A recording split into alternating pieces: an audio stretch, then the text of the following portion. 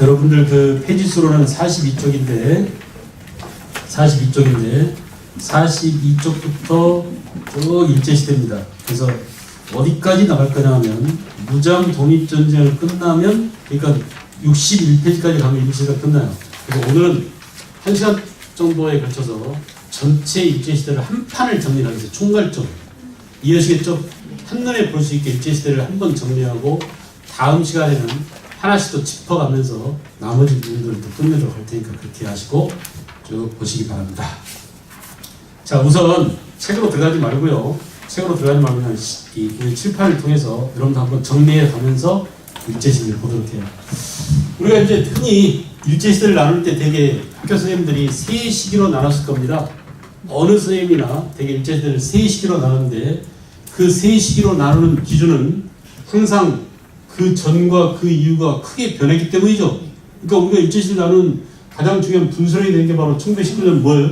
3.1운동이에요. 3.1운동을 기점으로 해서 그 이전과 그 이유가 완전히 달라졌어요. 많이 달라졌어요. 그래서 우리가 특히 이때부터 1910년부터 1910년까지 뭐라고? 제1기라고 부릅니다. 1기. 그러니까 일본놈들이 1기 이렇게 한 건 아니고 우리가 이제 공부하기 쉽게 1기 이렇게 나눈 거죠. 그 다음에 제2기는 뭐냐? 3.1운동 이후에 되게 1931년 일본이 대륙 침략을 로고라 하고 이 31년에 뭐가 있었냐면 만주를 침략했어요. 이걸 뭐라고 그러죠? 만주사변이라고 하죠. 만주사변 때까지를 되게 제2기라고 합니다. 2기. 그래서 3.1운동 이후 만주사변 때까지 제2기로 본다 이거예요. 그러다가 만주사변 이후에 1939년이 되면은 이때부터는 제2차 세계대전이 발발하게 돼요. 세계대전이. 알겠어? 독일이 폴란드를 침공하고, 알겠죠? 이렇게 그 세계대전이 발발하는데, 일본은 어때요? 일본은 이미 전쟁을 언제부터 일으켰어요? 31년도부터 일으켰어요. 일본이 제일 나쁜 놈들입니다. 가장 먼저 전쟁을 일으키고 마지막까지 항복하지 않은 놈들이 바로 누구예요? 일본이에요. 독일, 이탈리아 다 무너졌는데 마지막까지 항복하지 않은 놈들이 누구라고? 일본이에요. 그 일본을 항복시키기 위해서 최후로 쓴 게 뭐예요? 원자폭탄입니다. 원자폭탄이에요. 그래서 인류 초유의 최고의 참변인 그 원자폭탄 투하로 한 20만 명 정도가 죽어버렸다고 그러죠. 그러니까 그런 일들을 한 번 딱 겪어서 인류가 그 뒤로 원자폭탄 사용을 아직 안 하지 않습니까? 또 원자폭탄이 터지면 안 된다는 것 때문에 아마도 3차 대전을 일으키지 않으려고 노력을 하고 있는지도 몰라요. 우리 인류가 3차 대전 일으키면 전부 다 끝장이야. 전 세계에 있는 원자폭탄 개수가 지금 몇 개인데 북한만 해도 몇 개인데 지금 뭐 나머지 뭡니까? 이스라엘이라든지 또는 인도, 파키스탄, 중국, 소련, 그러니까 러시아, 미국, 영국 이런 나라들이 전부 다 지금 핵폭탄을 갖고 있잖아요. 그럼 우리 인류는 멸망할 것이다 라는 것을 우리가 알기 때문에 그 전쟁을 막으려고 할지도 몰라요. 이렇게 1931년, 39년 세계대전과 함께 1941년에 드디어 일본이 태평양 전쟁을 도발하게 돼요. 그래서 진주만 기습을 하고 미국과 전쟁을 벌입니다. 이게 뭐라고요? 1941년. 이걸 이른바 태평양 전쟁이라고 하죠. 이렇게 본격적으로 일본까지 전쟁에 휘말리게 된다. 다시 보겠습니다. 다시 앞으로 갑니다. 다시. 자, 우리가 일본 놈들의 강제 점령을, 강제 지배를 당하고 있던 이때 1914년에 뭐가 일어나냐? 1차 세계대전이 일어납니다. 우리 한번 정리했죠? 세계에서 한번 정리했죠? 그래서 지금 이걸 위해서 미리 한번 해놓은 거예요. 1차 세계대전이 일어나고 그 1차 세계대전이 종결된 게 1918년이에요. 18년에 파리에서 파리 강화회의가 열렸어요. 알겠죠? 파리 강화회의. 이 파리 강화회의에서 윌슨 대통령이 뭘 제시했다고요? 민족 자결주의를 제시했습니다. 이 민족 자결주의의 영향을 받아가지고 3.1운동이 일어났다. 되게 이렇게 얘기하죠? 이렇게 얘기하죠? 자, 이렇게 1차 대전이 끝난 이후에 많은 식민지들이 독립을 얻었습니다. 그러나 패전국 독일 이런 나라들의 식민지들이 독립을 얻었지 승전국 일본의 식민지인 우리나 대만은 독립했어요? 못했어요? 독립 못했어요. 그러니까 민족 자결주의 원칙이 우리한테는 적용이 됐다 안 됐다? 안 됐어요. 그러나 민족의 진로를 그 민족 스스로가 결정한다라는 그 이론이 우리한테 자극을 줬잖아요. 그래서 우리가 이제 자극을 받아가지고 3.1운동을 일으켰다라고 했습니다. 그리고 1929년에 뭐 일어났죠? 이건 여러분들이 좀 해주세요. 아주 중요한 사건. 자본주의의 무덤, 세계 대공황이 일어나게 됐다. 1929년 10월 26일인가가 블랙 서스데이 그랬죠. 그죠? 네. 그래서 이렇게 세계 경제 대공황으로 치닫게 되고, 이 경제 공황을 타개하기 위해서 미국은 수정 자본주의로, 그래서 무슨 정책? 뉴딜 정책을 추진하고, 영국, 프랑스 이런 나라들도 미국이 달러 블록 경제를 추진했던 것처럼 영국은 무슨 블록? 파운드 블록. 프랑스는 무슨 블록? 프랑 블록. 이렇게 나름대로 자구책이 있었단 말이에요. 경제 공황을 타개하기 위한 선진국 나름대로 해법이 있었는데, 패전국이었던 독일, 또 승전국이었지만 가난했던 자본주의 국가 누구? 이탈리아와 일본, 이런 나라들은 야, 안 되겠다. 우리는 이 국제적인 어려움을 해결하기 위해서 우리 민족끼리 똘똘 뭉쳐서 각 국민들 개인의 자유를 주장하지 말아라. 전체를 위해서 개인을 희생해라. 이게 무슨 주의예요? 전체주의. 그래서 독일의 전체주의가 뭐라고? 나치즘. 그죠? 이탈리아의 전체주의가 뭐라고? 파시즘. 일본의 전체주의가 뭐였죠? 군국주의였죠. 이것들이 대침략으로 나와서 뭐가 일어나게 된다? 세계대전이 발발되게 된다. 이겁니다. 근데 문제는 뭐냐? 우리한테 너무나 슬픈 것은 전 세계가 두 번이나 전쟁의 참화에 뛰어들어서 전 나라가 자기 민족은 명운을 걸고 싸우고 있는데, 우리는 우리의 목숨을 누구한테 걸어놓고 있었어요? 일본한테 걸어놓고 있었어요. 우리 민족 스스로 목숨과 우리 민족의 재산을 지키기 위해서 우리 스스로가 결정할 수 있는 일이 하나도 없었습니다. 전부 다 누구한테? 일본한테 완전 당하고 있는 거예요. 그러니까 사실은 세계대전에 일본이 참여하면서 우리 민족이 갖고 있는 것들을 전부 다 전쟁에 팔아먹고 있었어요. 그러니까 얼마나 불쌍한 민족이에요. 이렇게 빨리고 뜯기고 쪽쪽 짜이고 마른 수건 짜이듯이 그냥 짜가지고 우리 민족 것을 다 빼간 게 두 차례 세계전쟁에서 일본이었습니다. 알겠죠? 그런 슬픈 36년의 역사를 지금부터 들어갈 겁니다. 그냥 일제시대가 아니에요. 세계사적으로 얼마나 우리 민족이 처참한 지경에 이르렀었는지. 그러니까 우리가 해방된 이후에 전 지구에서 가장 가난한, 우리가 지금 뭐 소말리아나 뭐 르완다나 이런 나라 보고 막 불쌍해하지만, 그 당시 1950년 6.25 전쟁이 일어날 무렵만 하다 어때요? 전 세계가 우리를 제일 가난하게 했었어요. 전쟁통에 가난해진 것도 있지만, 6.25라는 전쟁통에. 그러나 사실은 그 이전에 어때요? 우리의 모든 자산과 우리의 모든 돈 되는 것들은 누가 다 가져갔었어요? 일본이 다 가져가고 있는 그런 상태에서 거덜 나고 있는 그런 국민경제였습니다. 알겠죠? 그런 내용을 보는 거예요. 그러니까 단순하게 그냥 일본이 지배했다 이렇게 하지 말고 정말 비극이었구나 라는 것을 전제하고 들어갑니다. 됐죠? 세계사적 백그라운드가 거기에 42페이지, 그 다음에 43쪽에 쫙 나와 있어요. 저랑 한번 잠깐 보실까요? 되게 중요하니까요. 그래서 제1차 세계대전은 1914년부터 18년에 끝난 1차 대전은 누구랑 싸웠다고? 예? 연합국과 동맹국이 싸웠다. 연합국은 누구냐? 영국, 프랑스, 미국. 자, 잘 보세요. 일본도 연합국이었어요. 그죠? 그리고 러시아도 연합국이었어요. 이탈리아는 처음에는 동맹국에 있었는데, 원래 독일, 오스트리아, 이탈리아 이 한 패거리 했거든요. 근데 이탈리아 놈들이 약삭빠르게 중간에 싹 넘어왔어요. 어디로? 연합국으로 넘어왔어요. 그래서 연합국 밑에다가 전순국이라고 써놨어요.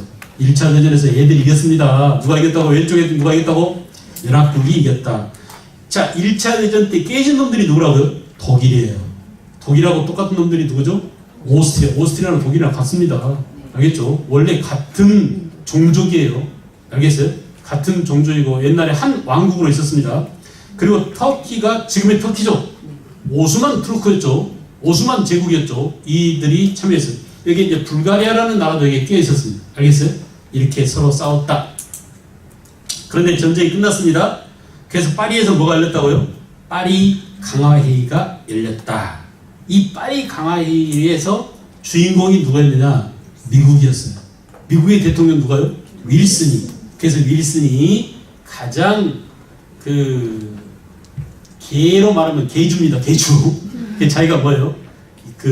원칙을 제시했어요. 이게 바로 뭐야? 평화 14개조 원칙. 야, 우리가 앞으로 전쟁을 하지 않고 인류가 싸우지 않으려면 적어도 이거 지켜야 되지 않을까? 14개 원칙을 제시했어요. 그 또 하나 제시한 게 국제연맹이죠. 우리 국제단체를, 지금은 유엔이 있지만 유엔 이전에 뭐가 있었어요? 국제연맹이 있었습니다. 1차 대전 끝나고 만들어진 국제조직이 뭐냐? 국제연맹이었어요. 그래서 국제연맹 창설을 토대로 해서 전후 문제를 처리하려고 했다. 이때 14개 원칙에서 나온 게 뭐라고요? 민족 자결주의다. 됐습니까? 정리가 되나요? 맥락이 있어야 되는 맥락이. 그 다음에 연합국은 독일과 베르사유 조약. 베르사유 조약은 독일한테 가혹한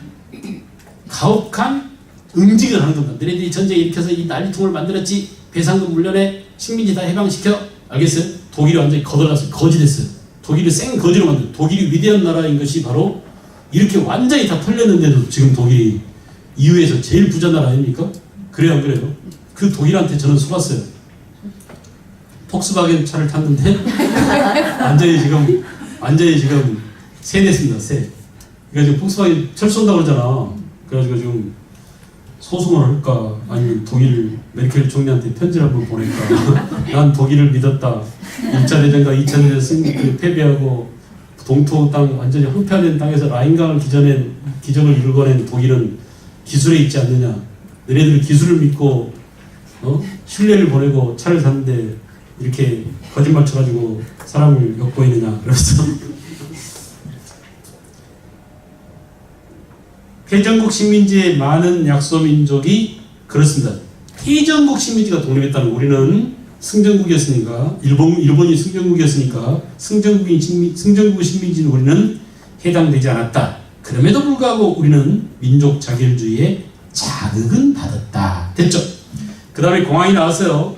1900 몇 년이라고 그랬죠? 29년. 머릿속에 꼭 박아두세요. 공항은 1929년입니다. 세계 경제 대공황 되게 중요하죠. 그래서 동그라미 아세요? 무슨 정책? 미국은 뉴딜 정책을 통해서 영국과 프랑스는 배타적 경제 블록 동그라미. 미국은 무슨 블록이라고? 달러 블록. 프랑스는 프랑 블록. 안 써도 되겠죠? 영국은 파운드 블록. 이렇게 블록 경제 체제가 도입되었다. 독일, 이탈리아, 일본은 경제 침체와 공산주의 확대와 노동운동 과격화로 애를 먹고 있었어요. 그래서 이 세 나라가 전체주의 체제 동그라미 합니다. 다 아시죠? 쓰지 말고 그냥 전체주의 동그라미만 해놓으세요. 독일의 전체주의 나치즘, 이탈리아 전체주의 뭐라고? 파시즘. 그리고 일본의 군국주의. 얘네들이 침략 전쟁을 통해서 위기를 극복하려고 하더라. 이들의 침략 전쟁이 뭐가 됐다? 2차 대전으로 비화됐다. 그래서 2차 대전은 누구 대 누구가 싸운 거다? 독일, 이탈리아, 일본. 얘네들을 뭐라고요? 주축국이라고 합니다. 됐나요? 1차 대전의 전범국을 뭐라고? 동맹국이라고 한다면 2차 대전의 전범국을 뭐라고요? 주축국이라고 한다. 1차 대전의 전범국을 동맹국이라고 한 이유는 독오이가 독일, 오스트리아, 이탈리아가 원래 삼국 동맹을 맺었기 때문에 동맹국이라고 해요. 얘네들은 뭐냐?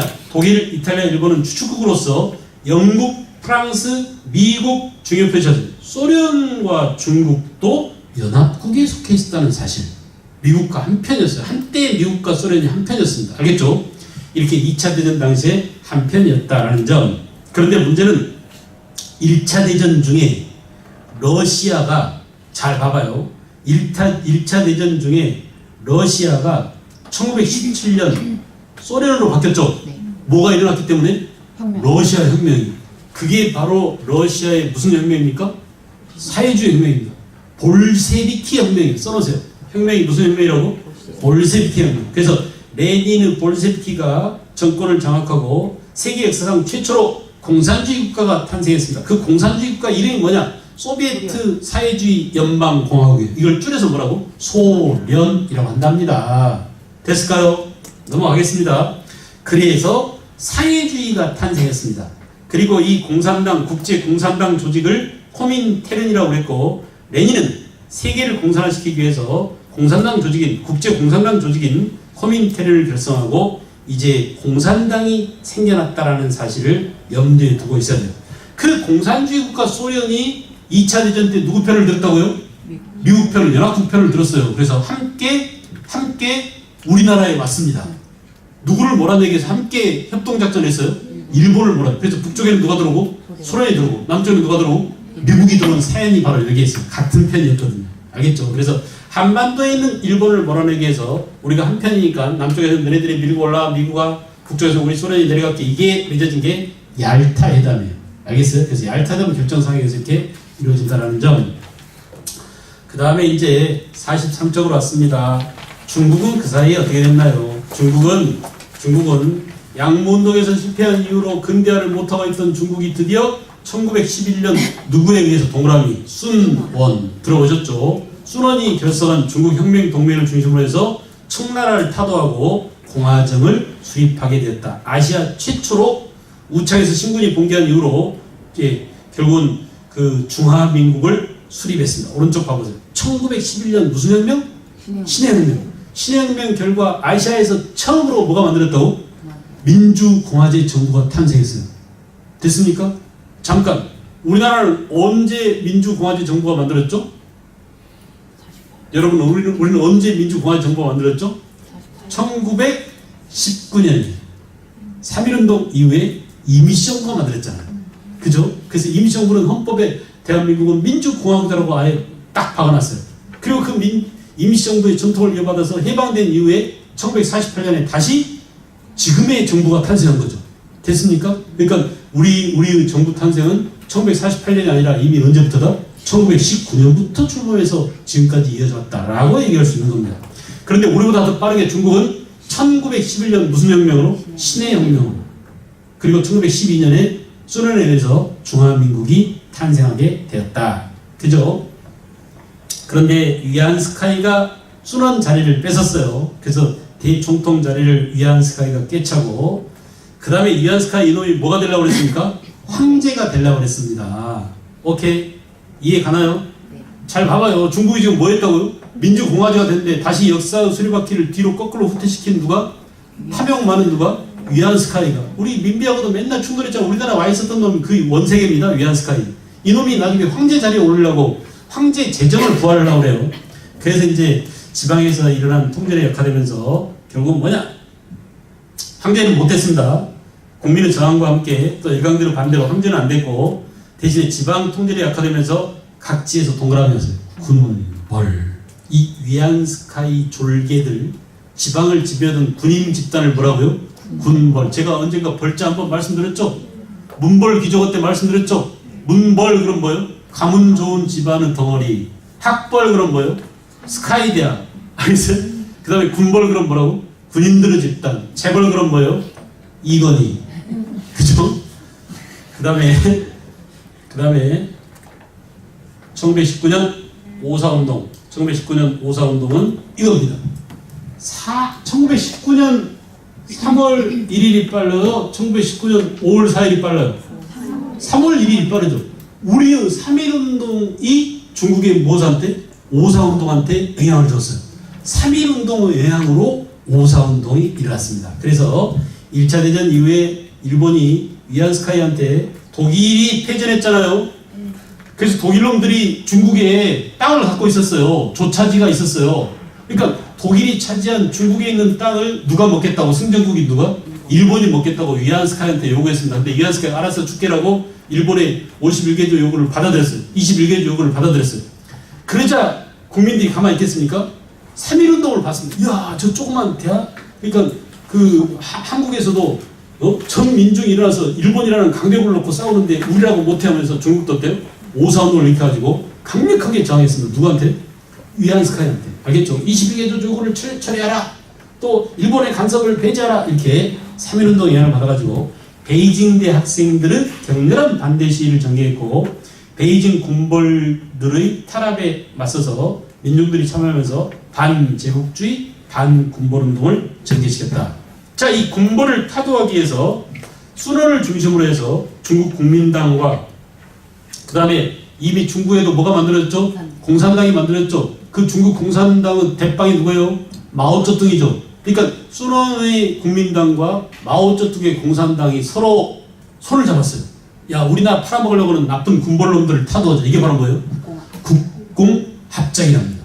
말을 해보세요. 뭐라고요? 국공합작. 됐죠?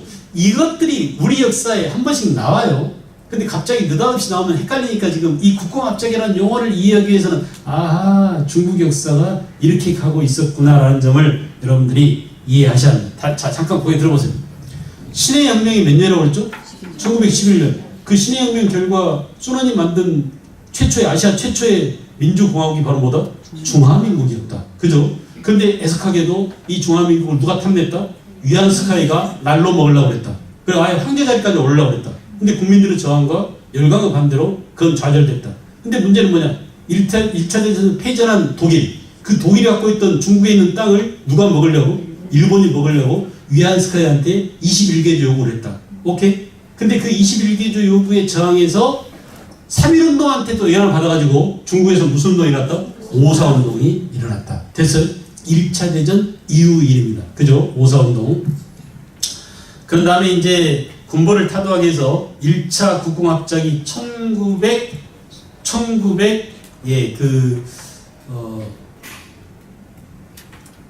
24년에 있었어요. 1차 국공합작이. 그래서 공산당과 함께 북벌운동을 시도했었고요. 그 다음에 순원이 죽은 이후에 장제스가 공산당과 관계를 끊고 북벌을 완성하고 난징에다가 국민당 정부를 세웠다. 그래서 1차 국공합작 밑에 가로 열고 1924라고 써놨어요. 이게 왜 중요하냐면 중국에서 1924년에 지금 누구랑 손잡는다고? 국민당과 공산당이 손잡았죠. 이걸 뭐라고요? 합작 그랬잖아요. 근데 사실은 뭐냐? 국민당은 우예요, 우위. 알겠어요? 자유민주주의를 신봉하는 장제스나 순원 같은 사람이에요. 근데 공산당은 누구예요? 마오쩌둥 같은 좌익입니다. 그러니까 좌와 우가 손잡았다는 얘기 아니에요. 중국에서는 좌익과 우익이 손잡고 중국 인민의 적인 군벌을 타도하기 위해서 군벌이라는 공공의 적을 없애기 위해서 좌우가 서로 손잡았다라는 데 힌트를 얻어가지고 우리도 1926년에 우리도 좌우 합작 운동이 전개돼요. 아시겠어요? 좌우 합작 운동이 전개돼요. 그래서 1926년에 좌우 합작 운동이 만들어지고 드디어 1927년에 최초의 좌우 합작 단체인 뭐가 나오냐? 신간회가 만들어집니다. 아시겠나요? 이렇게 우리나라의 좌우 합작 운동에 누가 영향을 줬다? 국공합작이 영향을 줬다. 이 관계를 설명하기 위해서 국공합작이라는 용어가 나옵니다. 근데 이 국공합작이 뭔지 몰라버리면 아무 우리가 요거 하나 하기 위해서 중국 역사를 쭉 끄집어다가 신해혁명, 그 다음에 중화민국, 그리고 5.4운동, 제1차 국공합작 이렇게 한 겁니다. 알겠죠? 그럼 이제 제2차 국공합작은 그 군벌 타도 이후에 장제스가 공산당을 공격해서 공산당하고 힘을 합쳐서 군벌을 타도하기로 했었는데 나중에 어때요? 공산당을 적대시했어요. 그리고 장제스가 공산당과 싸우려고 그래. 야, 이 새끼야, 지금 우리가 일본한테 나라를 빼앗기게 생겨서 일본 놈들이 중국으로 대거 밀고 들어오잖아요. 이러면서 31년에 만주사변 일으키고 그 이후에 중국 대륙까지 막 쳐들어오는데 이 상황에서 야, 장제스, 너 임마 우리 공산당하고 손잡고 국민당이 함께 전에 군벌을 타도해서 싸운 적이 있는데 이제 일본을 상대로 해서 함께 싸워야지라고 다시 한번 제2차 국공합작을 해야 될 판에 안 하려고 그래. 누가? 장제스가. 그래서 당시에 시안에 순찰했던 장제스를 잡아다가 누가요?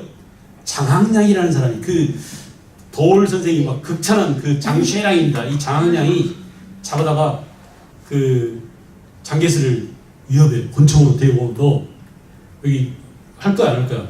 공산당과 손 잡을까 안 잡을까? 그 항복을 받아냈어요. 그래서 시안 사건 이후로 다시 한번 공산당과 국민당이 손잡았어요. 이게 몇 차 국공합작? 2차 국공합작. 그러니까 1차 국공합작 때는 누구를 타도하기 위해서? 군벌을 타도하기 위해서 이렇게 손잡았다면 2차 국공합작은 누구를 상대로 싸우기 위해서? 일본을 상대로 싸워요. 쳐들어오는 일본을 상대로 싸우기 위해서 국민당과 공산당이 다시 손을 잡았어요. 오케이? 그래서 공산당은 장제스를 피해서 거의 1만 킬로미터를 행군하면서 이게 유명한 뭡니까? 마오쩌둥의 뭐예요? 대장정이죠. 뒤에다 가로 열고 대장정 써놓으세요. 장제스 공격을 피해서 거의 10,000km를 행군하면서 그 고난의 행군을 했습니다. 이게 뭐라고요? 대장정이에요. 여기에 우리나라 사람들이 많이 참여했다는 것을 아세요? 네. 당시 중국에서 하려고 했던 우리나라 공산당들이 아예 중국 누구랑 손잡고 마오쩌둥과 손잡고 함께 그 행동을 했습니다. 알겠죠? 그들을 우리는 뭐라고 하느냐? 연안파라고 해요. 말로 한번 해보세요. 무슨 파라고? 연안파. 우리나라 독립운동가들 가운데 공산주의자들, 특히 중국에서 하려고 하는 공산주의자들 가운데 마오쩌둥과 함께 손잡고 중국 공산당과 운명을 함께 했던 그 공산주의자들 뭐라고? 연안파라고 해요. 이들이 나중에 해방된 이후에 중국 북한으로 대거 넘어옵니다. 그래서 오늘날 북한 정권의 군사 기반이 바로 연합파로부터 출발했다고 볼 수 있어요.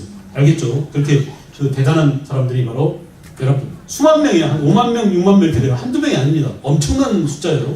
그래서 연합파들이 바로 이렇게 제2차 국공합작 때 약간 대장정 때 마오쩌둥과 운명을 같이 했던 사람들. 장제스는 공산당 토벌에 집중하다가 항일 투쟁을 호소하는 만주 군벌 누구한테? 장시애랑 나왔죠. 이게 무슨 사건이라고요? 이게 무슨 사건이라고요? 시안 사건.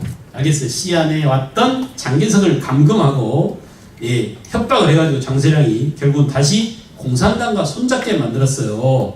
제2차 국공합작은 몇 년이라고 여러분? 37년. 오케이 됐습니까? 누구를 상대로 싸웠다고 제2차 국공합작은? 일본을 상대로.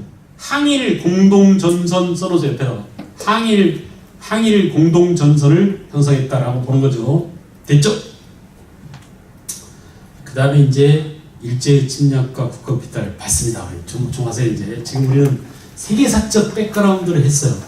세계사적 백그라운드. 학교 다닐 때는 이렇게 세계사적 백그라운드를 되게 무시하고 넘어가 버렸을 겁니다. 시간이 없어서 그랬대요. 선생님들이 능력이 없어서가 아니라 시간이 없어서 무시했을 거예요. 근데 그러다 보니까는 파리 강화회의, 국궁합작 이런 개념들이 설명이 잘 안 돼요. 이렇게 길게 설명해서 연결해서 붙여야 되는데 그런 부분을 점프해서 넘어가 버리니까 맥이 끊겨요. 그래서 이거 뭔 말인지 모르겠다 이렇게 포기해버리는 경향이 많은데 지금부터 이제 우리는 세계사적 배경을 봤고요. 지금부터 우리는 일제강점기를 다시 우리 입장에서 한번 정리해 보겠어요. 이제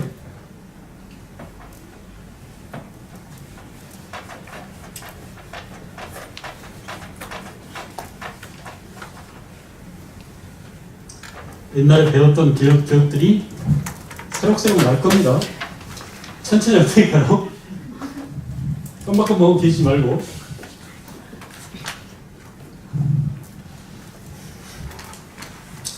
우선 우리가 매번 역사할 때마다 맨날 나누게 하잖아요. 시간을 나누고 그 다음에 또 파트를 나누고 이런 것처럼 일제시대도 크게 3등분 했잖아요. 제1기는 뭐라고? 3.1운동 이전을 1기. 아주 심플하죠. 3.1운동이니까. 그 다음 제2기는 만주사변 이전을 2기. 그리고 이 1930년대 40년대 전반을 우리는 편의상 제3기로 놓고 보자. 이렇게 시간을 나누는 이유는 바로 뭐냐? 여기하고 많이 바뀌었기 때문에. 그죠? 이게 바뀌지 않으면 굳이 나눌 필요가 없는데 바뀌어서 나눈 겁니다. 사람이 바뀌거나 정책이 바뀌거나 여러 가지 제도가 바뀌거나 문화가 바뀌거나 했기 때문에 나눈 거죠. 자, 그래서 뭐가 바뀌었나를 보기 위해서 우선 주제를 잡아보자. 첫째, 일본의 통치 스타일이 바뀌었어요. 알겠죠? 그래서 1910년대에는 일본의 통치 방식이 1910년대는 이것을 그냥 가장 줄여서 축약해서 무슨 정치라고 그래요? 무단 정치라고 합니다. 무슨 정치 여러분? 무단 정치. 무단 정치가 무슨 의미일까요? 무단 정치가 무슨 의미일까요? 강압하고 무엇을 사용해서일까요? 강압을? 경찰권. 그러니까 그 경찰이나 헌병을 뭐라고 그러죠? 무력이죠, 무력. 무력을 써서 단호하게 통치한 게 뭐예요? 무단 통치예요. 됐어요? 근데 이걸 풀어서 말하면 그 무력적 수단이 바로 뭐냐? 누구를 동원했다고? 헌병, 경찰을 동원했어요. 그래서 이걸 단말로 뭐라고? 헌병, 경찰 통치라고도 한답니다. 쉬워요, 어려워요? 쉬워요. 되게 그 말 속에 의미가 다 있어요. 됐습니까? 1910년대 통치를 뭐라고? 무단 통치. 무단 통치 수단이 뭐였다? 무력. 헌병, 경찰력을 동원한 강압적인 통치입니다. 됐죠? 그래서 말이죠. 그래서 이때 헌병, 경찰력을 동원해서 즉결심판, 태형, 길 가다가 범죄를 저지르면 바로 거기서 재판에서 두들겨 패요. 일본 놈들이, 일본 순사가. 알았어요? 그러니까 즉결심판이나 태형령이나 이런 단어가 나오면 몇 년대 얘기예요? 10년대에만 그랬어요. 근데 3.1운동이라는 우리 민족의 거족적인 항쟁에 맞닥뜨린 일본이 더 이상 이런 짓거리를 할 수 없다는 걸 깨달았고, 야, 조선 사람들 패도 개 돼지처럼 진짜 일제시대에 일본 놈들이 우리 민족을 바라보는 방식이 뭐예요? 우리 민족을 개 돼지로 봤습니다. 그러니까 패고 즉결해서 심판하고 인권이랑 거의 없었어요. 그런 인식을 가진 놈이 지금도 개 돼지라고 하는 거야. 친일파새끼입니다. 이거 보나마나. 알겠죠? 일본 놈들이 우리 민족을 바라보는 시선이 뭐예요? 우리는 사람이고 너희는 개돼지다. 개돼지는 패도 된다라는 그런 인식을 갖고 있었어요. 근데 우리가 개돼지 취급을 10년 동안 받다가 드디어 빵 터진 게 바로 뭐라고요? 3.1운동이죠. 3.1운동 원인이 뭐냐라고 하면 민족 자결주의 영향을 받았다고. 외부 원인은 그거지만 내부적으로는 어때요? 너무나 우리 민족에 대한 가혹한 통치가 참을 수 없을 정도로 10년 동안이나 자행되니까 참다 못한 우리 민족이 폭발했다라고 볼 수 있죠. 그죠? 이렇게 3.1운동이 터진 다음에 일본은 통치 방식을 바꿨어요. 아주 지랄 같은 것입니다. 요거는 차라리 노골적이잖아요. 네. 그 일본 순사가 저기서 오면은 금방 알아볼 수 있어요. 제 순사네. 머리도 순사라고 딱 모자 쓰고 다녀. 칼 차고 다녀. 알겠어요? 옷을 제복을 입고 다녀. 근데 이때부터는 뭐냐? 아주 부드럽게 신사적으로 바뀌었습니다. 그래서 사복 입고 다녀요. 경찰이 무서워요? 형사가 무서워요? 형사가 훨씬 더 무서운 존재겠죠. 도둑놈한테는. 그래 안 그래요? 내가 도둑놈이라고 생각해봐. 그 고속터미널 복잡한데 쓰리꾼이 순경이 오면 어때요? 금방 알아볼 수 있잖아요. 이게 헌병경찰 통치야. 근데 똑같은 민간인하고 똑같은 이런 복장하고 경찰이 다녀요. 그럼 걔들이 더 무섭겠지. 그런 식으로 바뀐 게 뭐라고요? 문화 통치였어요. 야 얘들아, 옛날처럼 무식하게 때리면서 칼차고 몽둥이로 패면서 무력적 통치를 하진 않겠다. 훨씬 더 신사적으로 대우해주마 라고 한 게 뭐라고요? 문화 통치입니다. 그래서 문화 통치라고 하고, 자, 헌병 경찰 대신에 모자며 제복이며 총칼이며 다 벗어던지고 속에다가 권총 차고 수갑 다 갖고 다녀요. 알겠죠? 그런 형사를 무슨 형사라고 그래? 고등계 형사라고 합니다. 오케이? 그런 형사를 무슨 형사라고? 고등계 형사라고 하죠. 그래서 무슨 통치라고 그래요? 고등경찰 통치라고 해요.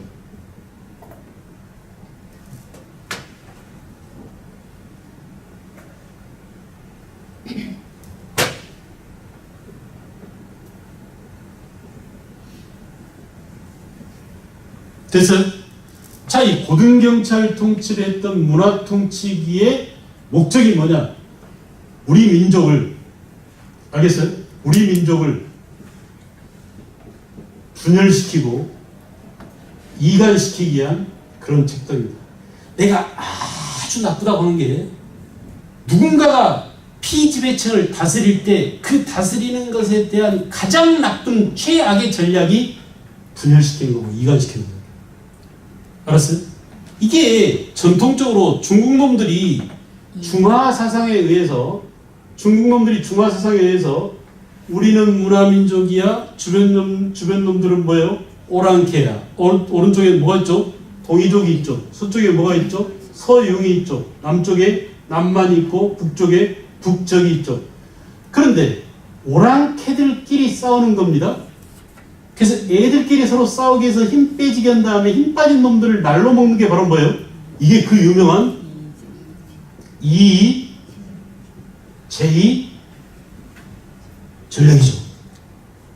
그렇지 않나요? 오랑캐로서 오랑캐를 컨트롤한다, 통제한다, 이거예요. 알겠죠? 그러니까 원래는 중국이 주변 오랑캐들을 통제하는 수단으로 너네끼리 서로 싸우고 이간시킨다. 여기다는 사진을 보내가지고, 야, 옆에 있는 무슨 족이 너네 죽여버린다고 하더라. 알았어요? 그럼 열받겠죠? 얘들 가서, 야, 쟤들이 무지하게 열받았는데 너네 때문이래 하면서 서로 싸우게 만듭니다. 정말 나쁜 거 아닙니까 이게? 알겠어요? 아무 상관없는 사람들이 바로 적이 되는 거예요. 저렇게 싸우는 거예요. 성주에 사드 기지를 설치하겠습니다. 근데 사드 기지를 설치한 그 인근 주민들한테는 평당 1,000만 원씩 주겠습니다. 갑자기 10,000원짜리 땅이 1,000배로 벌었다고 생각해보세요. 일본 어떻게 되겠어요? 그래 오면 좋겠네. 난 떼부자 되겠네. 팔고 우리는 이사 가면 되지. 그럼 뭐가 생겨요? 찬성파가 생기겠죠. 그래 안 그래요? 아주 이런 극악무도한 지금의 통치 전략이 전부 다 친일파들의 그런 전략을 모사하는 거예요. 본받은 거예요. 그러니까 전부 다 지금 뭐냐면 전부 다 갈라치기입니다. 그럼 갈라치기. 그래서 우리 민족끼리 남한 안에서 남한끼리 종북 뭐 이렇게 가지고 싸우게 해요. 보수와, 그러니까 보수 꼴통 보수, 그죠? 그리고 종북 좌파 이렇게 해서 싸우게 만듭니다. 그래서 그것을 조장하는 그런 통치 기술이 바로 일제시대에 무슨 통치? 문화통치에서 나온 건데, 그 문화통치의 기본이 뭐라고요? 서로 이간시키고 분열시켜서 지네끼리 싸우게 한 다음에 내가 조정해줄게 해서 거저먹는 거, 날로 먹는, 힘 다 뺀 상대를 날로 먹는, 이게 바로 뭐라고요? 문화통치. 몇 기? 20년대입니다. 됐죠? 20년대예요. 20년. 딱 20년대죠? 31년에 바뀌니까요. 자, 사실은 이렇게 우리 민족을 분열 이간시키게 한 문화통치는 그 이후로도 계속되지만 31년 만주사변을 추진하고 만주사변을 전개시키고 그 다음에 1937년에 중국을 본격적으로 일본이 쳐들어가요. 중일전쟁을 도발합니다. 청일전쟁과 헷갈리지 마세요. 그건 과거 얘기입니다. 청일전쟁은 언제 일어났었죠? 1894년 우리 동학농민운동 때 우리나라에 왔던 청나라와 우리나라 왔던 일본이 싸운 게 청일전쟁이라 이미 그건 끝난 얘기예요. 누가 이겼어요? 일본이 한판 이겼어요. 그거 말고 다시 근대 국가가 된 청나라가 아닌 누굽니까? 중화민국입니다. 그리고 여기는 뭐예요? 일본이죠. 다시 붙은 거예요. 다시 중일전쟁. 누가 이겼어요? 중국이 이겼어요. 그러면 역사가 바뀌었죠. 당연히 일본이 이기죠. 일본이 이겼어요. 일본이 중일전쟁. 그래서 이거 보세요. 이 얘기는 뭐냐면 만주를 일본이 먹더니 어디까지 먹었다? 중국까지 먹었다 이겁니다. 이거 봐봐요. 지금 일본이 원래는 청일전쟁 이후에 대만을 먹었죠. 그리고 지금 1905년 을사조약, 1910년 국공영토를 한반도를 먹었죠. 그 다음에 1931년 어디를 먹었다고? 만주를 먹었어요. 그 다음 37년 어디를 먹었다고? 중국을 먹어요. 오케이? 그러면 중국에 있던 1919년에 만들었던 우리의 임시정부는 상하이에 있었는데 일본 놈들이 여기까지 와버렸어. 그럼 어떻게 해야 돼? 도망가야 됩니다. 그래서 패권기근을 막 뒤지게 도망다니 맨날. 알았어요? 그냥 개나리밭쯤 싸가지고 그냥 몰래 숨어서 일본 놈들 자객업해서 일본 놈들이 백범 잡으려고 막 자객을 보내고 간첩들을 보내고 별짓 다 합니다. 그래서 숨어서 몰래 빈민가에 들어가기도 하고 막 별의별 짓 다 해요. 그래서 어디로 도망가냐? 저 밑에 내륙 충청으로 옮겨납니다.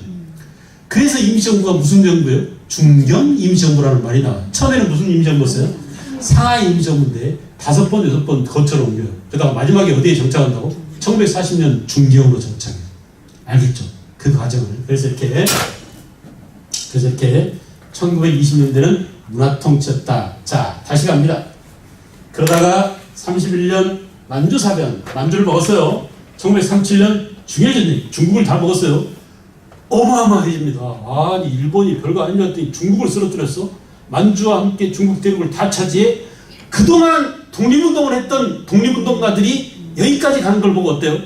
아이고 시장 글렀네. 이제 우리 일본이 이기겠다. 일본한테 가자. 수많은 독립인사들이 7.18로 전락한 시점이 바로 이 시점이에요. 이해가 가나요? 그러니까 최남선 이런 사람들이 변절해가지고, 최남선이 누굽니까? 김이 독립선언문을 썼던 사람이에요. 5등은 자해, 조선은 자주국인과 조선인은 자주민을 선언하노라, 이 명문장을 썼던 천하의 천재 최남선이, 6당 최남선이, 해계 소년에게로 그 최남선이 변절해버렸을 때, 그죠? 뭐 거의 모든 사람들이 이때 전부 다 일본 편으로 넘어갑니다. 원래 사람들이 센 놈한테 붙으려고 하는 경향이 있잖아요. 그래서 나중에 그 유명한 국화역배설을 쓴 누구한테? 서정주한테 물어. 당신은 왜 창순의 그 천재적인 시, 서정주 시 보면 정말 아름답습니다. 눈이 부시게 푸르는 날, 이런 거 보면 전부 다 서정주 시잖아요. 이게 한참 부르다가 이것이 누가 져서 서정주, 에이씨 이거 나 안 불러요. 근데 또 흥원을 하게 돼. 그런 정도로 아름다운 시를 많이 썼는데, 그 서정주한테 물어봐서 너 왜 변절했냐 그랬더니 답이 뭔지 아세요? 일본이 그렇게 빨리 망할 줄 몰랐대요. 알았어요? 일본이 아주 오랫동안 세상을 지배할 줄 알고 변절했을 때. 무슨 말 알겠죠? 제가 볼 때는 역사를 공부하는 입장에서 제가 볼 때는 천년 만년 갈 것 같은 그런 권력이 금방 망합니다. 오래 관계 없어요. 그러니까 우리가 속담에 건불 10년 화무 10병이요 건불 10년이라 이런 말 하잖아요. 꽃은 피어봐야 10년 10일 넘기기 힘들고 권세는 10년 넘기기 힘들다라고 했는데, 그런 것들이 비일비재합니다. 지금 이 권력도 지금 이제 8년째죠. 그러니까 이렇게 카운팅을 해보면 며칠 안 남았어요. 500 며칠 정도 남았습니다. 현재 남은 자녀 임기가요. 그러니까 대단하고 막 엄청나게 오래 할 것 같아서 거기에 기대가지고 나도 한몫 잡아보려고 지금 거기에 줄선 사람들은 좀 이따 권력이 바뀌면 전부 다 줄줄이 다 깜빡합니다. 세월호처럼 합니다. 그러니까 사람들이 왜 그 길로 가느냐? 그게 영원할 것 같고 오래 할 것 같아요. 로마가 오래 할 것 같잖아요. 로마도 게르만족한테 망하잖아요. 그래요, 안 그래요? 그래서 우리가 하찮은 게르만족 촌놈들 시골 촌뜨기라고 하지만 그들이 첨단을 달고 있던 로마의 그 문물에 첨단을 달고 있던 로마를 무너뜨리고 새로운 그 유럽 세계를 만드는 것처럼 세상은 늘 그렇게 새로운 것들이 옵니다. 그러니까 여러분들은 늘 변화를 준비하고 변화에 익숙해져서 그 변화에 젖어 있지 말고 늘 이 변화는 언제가 끝나고 또 다른 변화가 올 것이다 라고 판단을 해야 돼요. 아시겠죠? 우리가 이제 보면은 이 시기 이후에 일본은 뭐냐? 일본은 2차 세계대전을 준비하면서 우리 민족이 갖고 있는 모든 것, 우리 민족이 갖고 있는 모든 것이라 함은 사람과 물건이에요. 그 모든 것들을 총동원하기 위한 총동원령을 내려요. 됐어요? 이해 가나요? 이 총 속에 뭐가 들어있다고? 사람, 인간과 또 뭐예요? 물자입니다. 물건. 그래서 이걸 뭐라고 표현하냐면 인적 자원과 물적 자원을 아까 제가 처음에 시작할 때 우리는 정말 너무나 슬프다.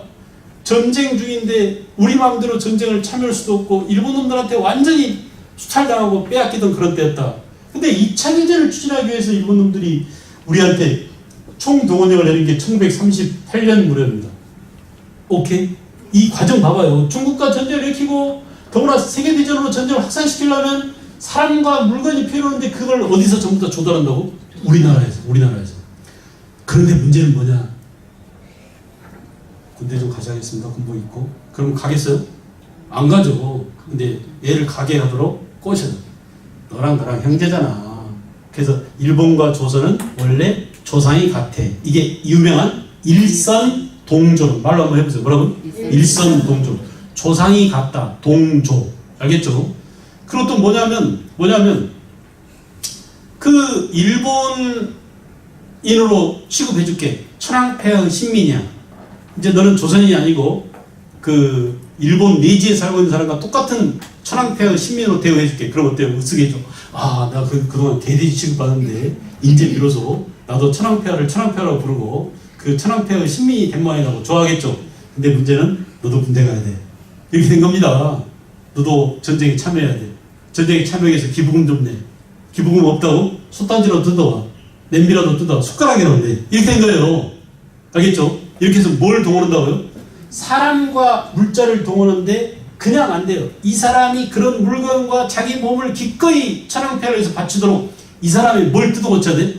정신세계를 뜯어 고쳐야 돼요.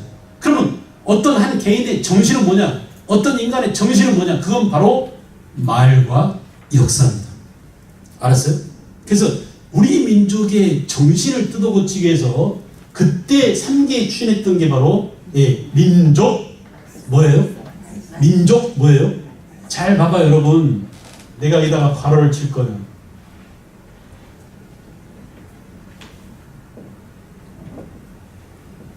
민족 말살 정치 이렇게 배웠죠? 네. 그러면 그 말 어감 때문에 우리 민족을 다 죽여버릴 것이라고 생각이 쉬워요. 민족을 다 죽여버린 게 아니에요. 우리 민족의 뭘? 혼과 정신. 그게 바로 뭐냐면 문화입니다. 문화. 민족 문화를 말살하기 위한. 그래서 이때부터 뭐예요? 창씨를 어떻게 해명하게 하고 한글을 쓰지 못하게 합니다. 그 일본어를 전용하게 만듭니다. 그죠? 우리 민족의 우수한 점, 해방되자마자 일본어를 다 없애버렸어요. 와라바시 빼고 닭광 빼고. 알았죠? 알았어요? 그렇게 강제로 일본 놈들이 일본말만 쓰게 하고 조선어를 못 쓰겠지만 해방되자마자 우리는 일본어를 쓰지 않았어요. 왜? 문화란 물하고 똑같아서 높은 쪽에서 낮은 쪽으로 흐르지 낮은 쪽에서 높은 쪽으로 흐르지 않아요. 발전기를 동원해서 강제로 뿜어 올릴 수는 있어요. 그게 바로 일본의 강압적인 통치 때문에 우리가 어쩔 수 없이 한글 쓰던 우리 민족이 일본말 썼지만 해방되고 나니까 어때요? 일본보다 한글이 훨씬 좋거든. 그러니까 일본 다 없애버리고 한글을 딱 쓴 겁니다. 그래요, 안 그래요? 그래서 그래서 아주 희한하게 우리는 해방되자마자 일본말 다 없애버렸어요. 어쨌든 간에 이렇게 한글이며 또 뭐예요? 일본사가, 일본 역사가 국사였어요. 당시 국사는 일본사였어요. 알겠죠? 이렇게 말이죠. 이렇게 우리 민족 문화를 말살하기 위한 정책을 시행한 때가 언제라고요?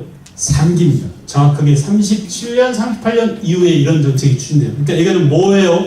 문화 통치가 쭉 계속되고 있었는데 본격적인 전쟁을 추진하던 31년부터 37년, 41년 이 사이에 일본은 그 전쟁에 필요한 물자를 조달하고 전쟁에 필요한 사람을 조달하기 위해서 사람들의 머릿속을 바꿔놔야 돼. 그러기 위해서는 뭐라고요?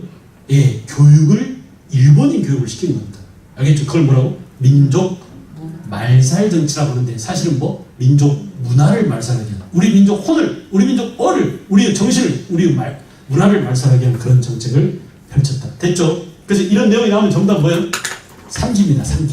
30년대 이후 일이에요. 30년대 후반 이후입니다. 특히. 알겠죠? 구분을 잘 해주세요. 자, 이렇게 통치 스타일 중심으로 1기, 2기, 3기를 나눴어요. 구분됐나요?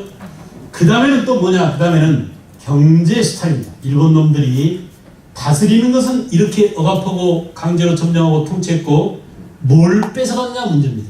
우리한테 뭘 뺏어갔냐? 이걸 뭐라고요? 경제 스타일이라고 하는데 1910년대에는 주로 경제 스타일이 뭘까요? 뭐였을까요? 쌀이었을까요? 한 나라가 다른 나라를 식민지로 삼았다라는 말의 의미가 뭘까요? 그렇죠. 한 나라가 다른 나라에 뭘 뺏었다?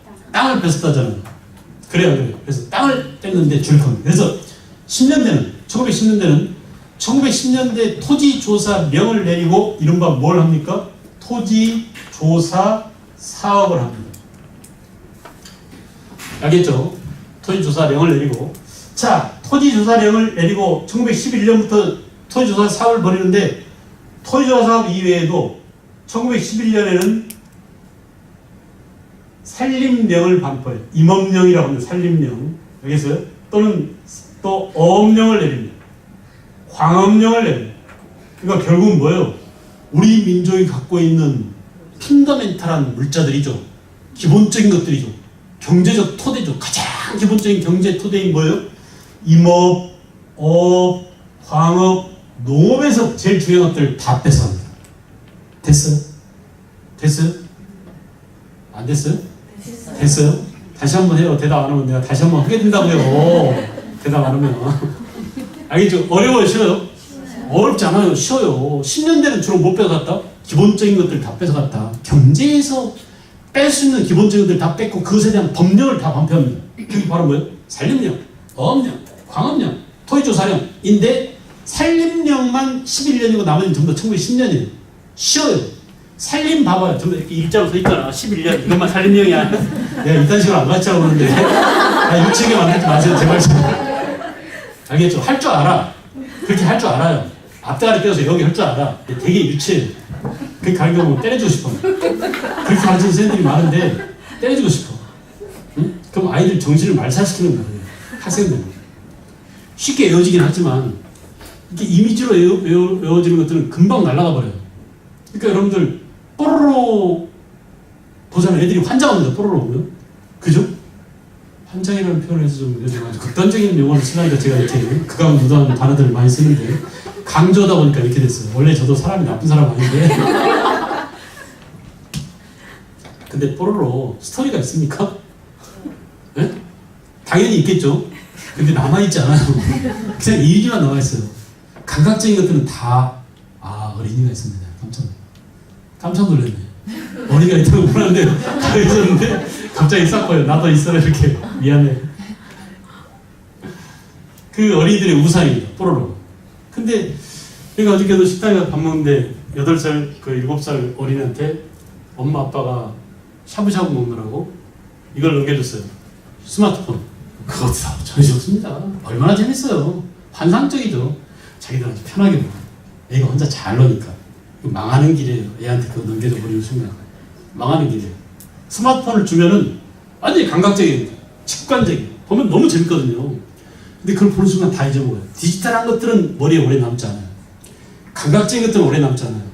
그러니까 내가 숲을 봐라, 일자일자 이게 1911년이야 이렇게 하면은 마지막에 그럴 것 같아. 하지만 다 사라져요. 다 증발해요. 그러니까 그것보다는 이렇게 펀더멘탈한 것이 뭐냐? 경제에서 제일 중요한 것이 뭐냐? 땅이고 바다고 산이고 이런 것들 아니냐? 알겠어요? 이렇게 알아두는 것들이 중요합니다. 알겠죠? 그래서 꼭 외우려고 하지 말고, 그것도 별로 중요하지 않아요. 외우는 것들이. 그래서 10년 대는 좌우지간과 뭘 뺐다고요? 그 중에서도 제일 중요한 게 뭐다? 토지다. 그래서 전체 토지의 40%의 토지를 강탈했다. 알겠죠? 토지를 40%를 강탈해 갔습니다. 되게 중요하고 어려운 문제들이 많이 나오는데 다음 시간에 정리하면서 또 하겠어요.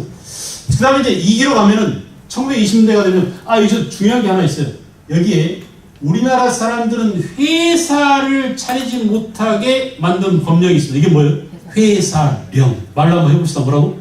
회사령. 야, 회사 차리지 마. 앞으로 회사 차리려면 반드시 조선총독부에 뭘 얻어야 돼? 신고를 얻어야 돼? 허가를 얻어야 돼? 예? 신고 뒤에는 무슨 동사를 써요? 신고를 얻는 겁니까? 신고를 하는 겁니까? 신고를 하면 됩니다. 그러니까 야, 나 있잖아.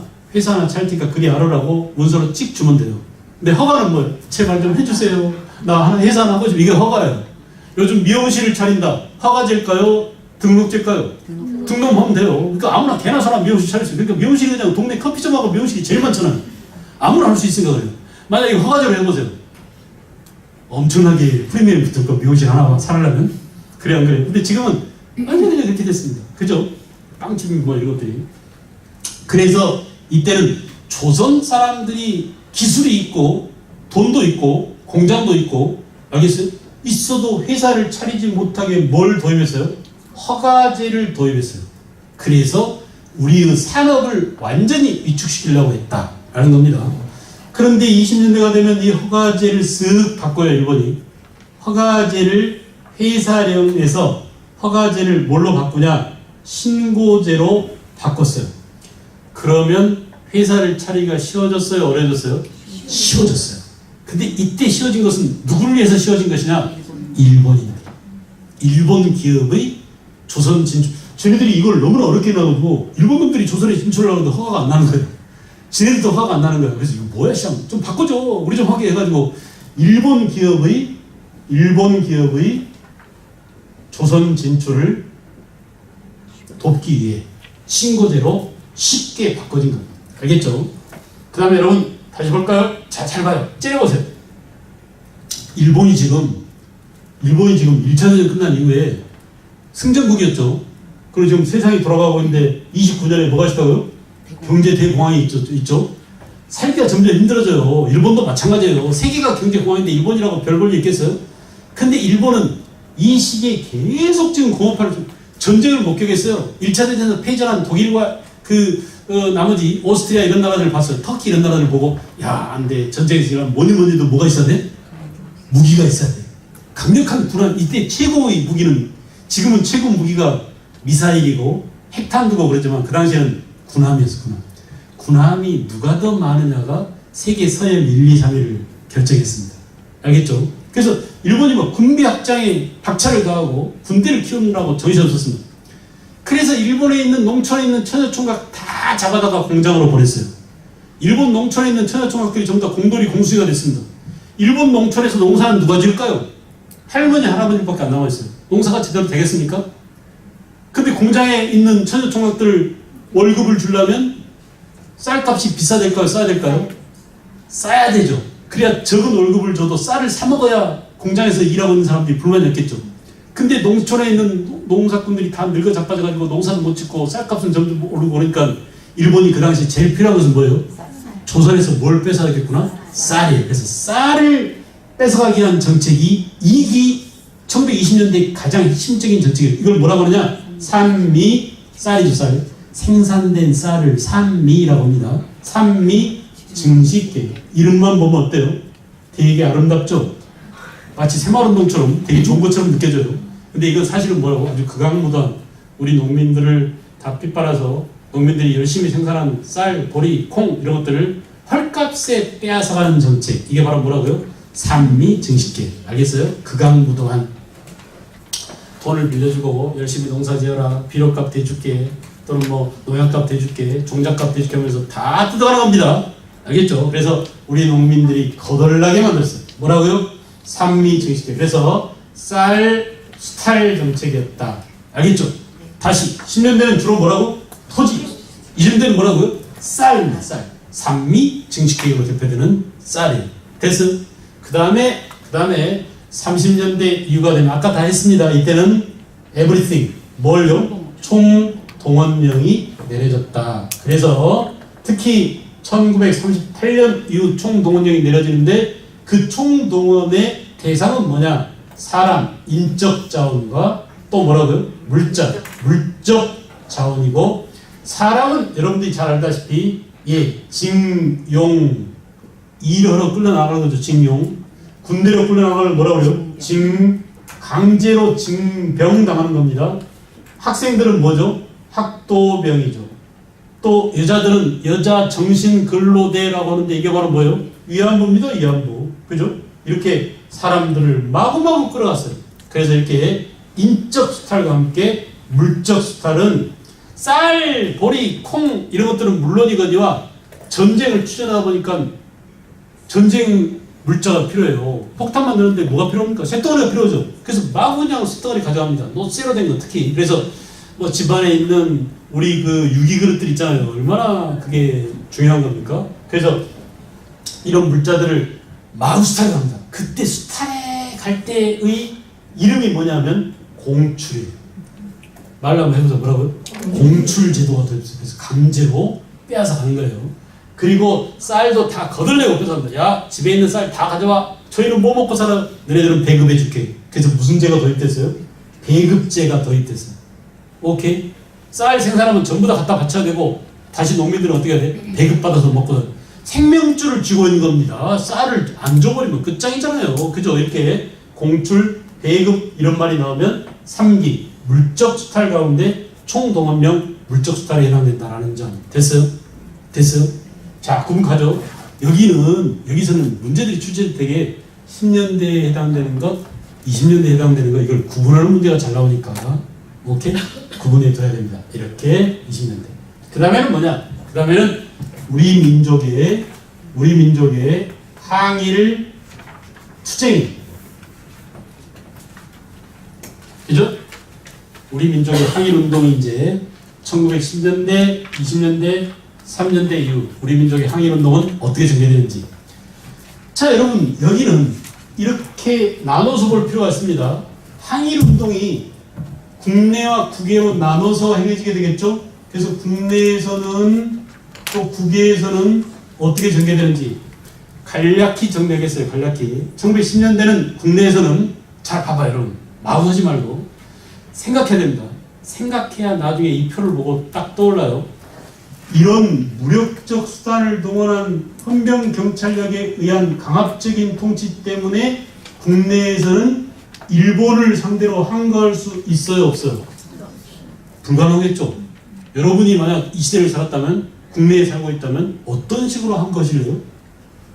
그냥 살게요 하지 말고 되게 그냥 살게요 할 거예요. 그냥 찾고 살게요 이렇게. 내가 볼 때 틀림없이 그런 사람들이에요. 근데 그래도 뭔가를 해야죠. 뭔가 어떻게 할까요? 숨어서입니다. 숨어서를 프랑스 말로 해보세요. 그래, 레지스탕스겠죠. 오케이? 그 우리나라 말로 하면 비밀 지하 조직. 응? 비밀 뭐라고요? 지하 조직. 그래서 이때가 국내에서는 비밀 항일을 하기 위한 비밀 조직 뭘 만들었다고? 결사체를 만들었어요. 그 중에 넘버 원이 뭐냐? 아까 얘기한 뭐예요? 신민회였어요.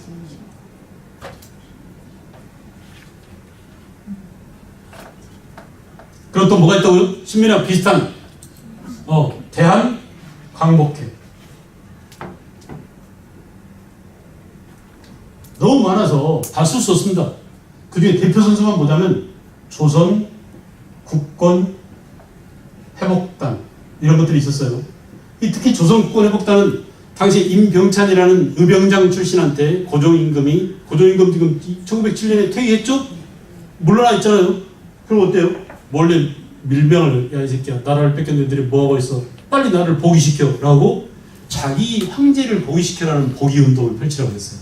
그래서 이렇게 그 조선국권회복단을 만들도록 밀지를 내렸습니다. 고종임금. 그러니까 의병장이 만든 게 조선국권회복단이고, 여기는 뭐예요? 임금 따윈 필요 없어, 공화제로 가야 되라고 한 게 뭐라고? 신민회와 대한광복회였다. 알겠죠? 자, 이렇게 국내에서는 항일 결사체가 만들어져서 아주 많습니다. 조선국권회복단, 송죽회, 알겠어요? 또는 뭐 산직장려계 아주 많아요. 너무 많아서 열거할 수 없을 정도로 많은데 그중에 대표 선수만 나온다 시험에는 다 나오지 않습니다. 그 다음에 국외에는 뭐냐? 안 되겠다, 나가자. 특히 신민회 같은 경우 아까 나가서 장기적인 항쟁을 하기 위해서 군사 기지를 만들자라고 해가지고 서간도에다가 뭘 뒀죠? 삼원부를 뒀죠. 이렇게 국외에 그렇게 만든 것을 우리는 독립운동 기지라고 합니다. 베이스 캠프를 차리자. 왜 올라가기 험준한 산이 있으면 밑에다 뭘 차려요? 베이스 캠프를 차리고 거기서 몇 달 동안 먹고 개기면서 기회를 봐서 올라가죠. 힘을 기르고. 그렇지 않습니까? 그것처럼 야, 독립이라고 하는 게 우리 독립이 한두 달 사이에 될 것도 아니고 일일 사이에 될 것도 아니고 몇 년이 걸릴지 모른다. 그러니 앞으로 장기적인 독립을 준비하기 위해서 군사훈련을 시키고 사람들을 교육시키고 또 군사훈련을 교육을 할 수 있을 만큼 그들을 먹여 살릴 수 있는 경제적 토대를 만들자. 아예 마을을 만들자. 이런 것들이 바로 뭐예요? 기지입니다. 기지. 그래서 독립운동 기지는 뭐가 중요할까요? 우리가 인간, 시간, 공간 가운데 지금 뭐가 나왔어요? 공간이에요. 어디에 무슨 이름으로 있었냐가 중요하죠. 그래서 간도에 뭐가 있었다고요? 간도에 서간도에 삼원보가 있었죠. 또 저 위에 밀산에 한흥동이 있었습니다. 한흥동. 연해주에 신안촌이라고 있었고요. 신안촌. 아주 이것들이 대표적인 유명한 독립운동 기지고, 그 외에도 북간도 같은 경우는 용정이라든지 길림이라든지 석현, 왕칭 이런 데가 전부 다 하나의 도시 자체가 그 독립운동 기지였어요. 알겠죠? 그래서 가장 많은 사람들이 건너가서 활약한 지역이 어디냐면 북간도입니다. 북간도. 그 북간도 지역에서 일본 분들을 상대로 한 무력투쟁이 20년대에 일어나죠. 그죠? 그게 바로 뭐예요? 홍범도가 일으킨 봉오동 전투, 김자지 승리한 청산이 됐죠. 이게 일어난 지역이 어디라고요? 북간도예요. 왜 이게 가능했을까? 거기에 엄청나게 많은 교민과 그동안 독립을 준비한 뭐가 있었기 때문에 독립운동 기지들이 많이 있었기 때문이다. 그죠? 그래서 어디라고요? 북간도. 그죠? 이렇게 독립운동 기지들이 이곳저곳에 많이 있었습니다. 중요한 것은 10년대는 기지가 중요하다. 다음 시간에 또 다 할 거니까요. 우선 여기서는 크게 봅시다.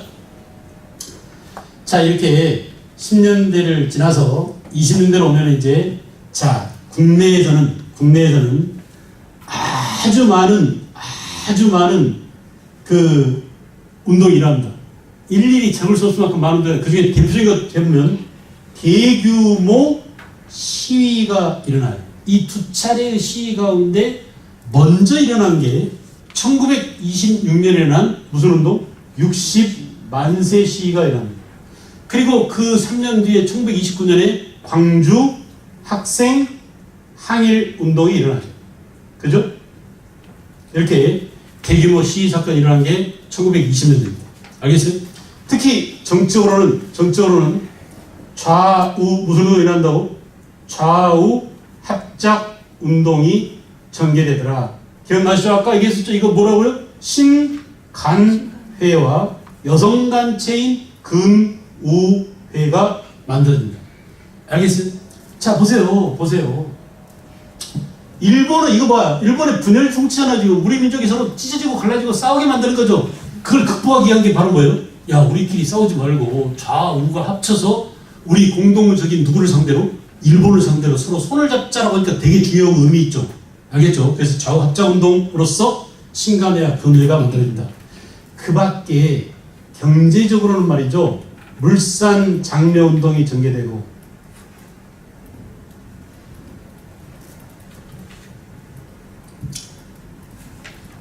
국산품 애호운동이죠. 써라 좋은 사람이 만든 것, 입어라 좋은 사람이 짠 것, 좋은 사람 좋은 것, 이런 물산 장면도 만들어지고 해지고, 그 다음에 이제 여러 가지 민족 기업이 설립됩니다. 민족 기업이 설립되게 됐어요. 이 민족 기업이라는 놈들이 우리 편일까요? 친일파일까요? 거의 다. 이거 보세요. 회사 차리기 쉬워요, 어려워요? 어려워요. 쉬워졌어요. 누구를 위해서 쉽게 만들었어요? 일본 놈들. 그럼 일본 놈들하고 친하거나 일본 놈들 아버지 않으면 회사 차리기 어렵겠죠. 그래서 이렇게 붙어 이렇게. 그 대표적인 게 바로 누구냐? 경성방직회사를 차린 김성수입니다. 들어보셨나요?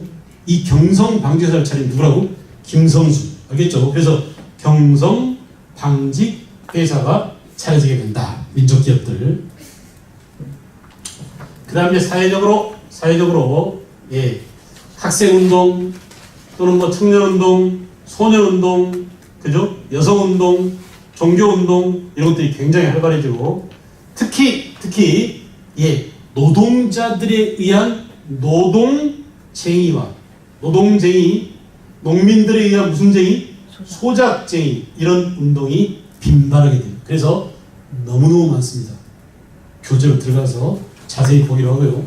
그 다음 이제 국외는 둘로 나눠요. 하나는 대한민국 임시정부가 설립됐어요. 그래서 이것도 하나 독립적인 주제고 단원이기 때문에 대단히 내용이 많아요. 임시정부. 자, 따로 하기로 하고, 이 대한민국 임시정부와 함께 1920년대 중요한 것은 무장, 이거 봐요 여러분. 여기서 양성된 독립군들이 조직을 갖추고 조직적으로 일본을 상대로 뭘 일으켰다고? 전쟁을 일으켰어요. 이걸 뭐라고 하느냐? 무장 독립 전쟁을 일으켰다 라고 얘기하는 거예요. 이게 제일 복잡합니다. 학생들 가르쳐 보니까 제일 힘들어하는 게 무장 독립 전쟁에서예요. 너무 단체도 많고 그 단체가 갈라지고 찢어지고 다시 뭉쳐지고 합쳐지고 해가지고 여기서 끝나는 게 아니라 어디까지 가요? 1945년 해방될 때까지 갑니다. 그래서 이 내용도 아주 복잡하지만 이 책의 장점은 그런 내용들이 아주 잘 정리되어 있어요. 그래서 책을 통해서 보면은 금방 해결할 수 있어요. 이게 몇 년부터? 20년. 대표 선수 뭐가 있다고? 봉오동 전투. 그죠? 봉오동 전투. 그 다음에 뭐요? 청산이 됐죠. 1920년 6월 달에 봉오동 전투, 1920년 10월 달에 청산이 됐죠. 이렇게 승리만 있었던 게 아닙니다. 간도에서 떼죽음을 당했죠. 이게 뭐예요? 간도 참변. 또 러시아 알렉세브스크 자유시로 갔다가 대참변을 당하죠. 붉은 군대한테 떼죽음을 당하죠. 이거 뭐라고? 자유시 참변. 이렇게 우리가 오히려 독립운동하는 과정에서 큰 참변을 당한 경우도 있었다. 그러나 우리 무장 독립전쟁사는 계속 이어져 갑니다. 그래서 결국 뭐냐? 백범 김구 선생하고 또 누구죠? 이들이 만든 한국 광복군이 1940년에 만들어지게 되는 거죠. 알겠죠? 여기까지 이어져 가고요. 그 다음에 제3기의 국내에서는 민족 문화를 말살시키려고 하잖아요. 여기 대응해야 돼요. 그래서 민족 문화를 뭐 하기 위한? 수호하기 위한 수호운동이 전개된다. 여러분 봐봐요. 이 문화의 핵심은 뭐라고요? 우리 역사와 우리 말입니다. 한글이죠, 한글. 그래 안 그래? 그래서 역사는 누가 있었어? 유명한 신채호 선생, 내가 존경에 맞지 않는 사람이라고 그렇죠? 신채호 이외에도 정인보, 또 누구예요? 박은식, 그죠? 또 뭐 박은식, 문일평 이런 분들이 전부 다 이때 활약했던 사람. 박은식, 신채호, 정인보 이런 분들이죠. 민족 사학자들이 활약을 했습니다, 주로. 그래서 민족 정신을 강조했고요. 그 다음 이제 우리 한글이죠, 한글. 우리 한글을 지키기 위해서 일제시대에 한글을 지키기 위해서 활약한 사람이 누굴까요? 외솔 최현배 선생. 기억나시죠? 들어보셨죠? 또 이윤재, 이름이 좀 생소할지 모르지만 이런 분들입니다. 주시경은 일제시대가 아니에요. 그 이전에 활약해서 그 주시경 선생의 전통을 이어받아서 외솔 최현배 이런 분들이 이른바 뭘 만들었어요? 한글 학회를 만들었어요. 알겠죠? 이 한글 학회가 1942년 일제 탄압으로 크게 탄압을 받습니다. 그러나 그 한글을 지키고 가다듬기 위해서 뭐 우리말 큰 사전을 만들기도 하고, 그죠? 표준어 사전을 만들기도 이렇게 노력을 많이 했습니다. 뭐 정답? 문화를 지켜. 일본이 우리 민족 문화를 말살하려고 할 때 우리 문화를 지켜온 분이 국내에서 민족문화수운동이 됐습니까? 몇 년대라고요? 30년대 이후에 여기에 대응해서 알겠죠? 우리 민족을 이간질시키려고 할 때 우리 민족이 서로 묶으려고 했잖아요. 합치려고 했잖아요. 강압적인 무력을 통한 강제적인 그 진압을 하고 통치를 할 때 숨어서 하거나 나가서 하거나 됐어요? 이렇게 이해하면 어떨까요? 쉽습니다. 서로 전부 다 상호간에 조응되고 있어요. 알겠죠? 이렇게 정리합시다. 그 다음에 이제 국외에는 제3기 국외에는 이런 무장 독립전쟁이 계속 이어져 가고 있었다. 무장 독립전쟁. 그래서 이게 상당히 까다로운데 다음 시간에 이어나가도록 하겠습니다. 무장 독립전쟁까지. 여기까지 할까요, 오늘은? 더운데 쉬지 말고 활발하게 많이 먹고 오늘 복날이니까 맛있는 거 많이 드시고 다음 주에 또 뵙도록 해요. 알겠죠? 다음 주에 또 나오실 거죠? 나 혼자 나오는 거 아니겠죠, 설마? 수고했습니다.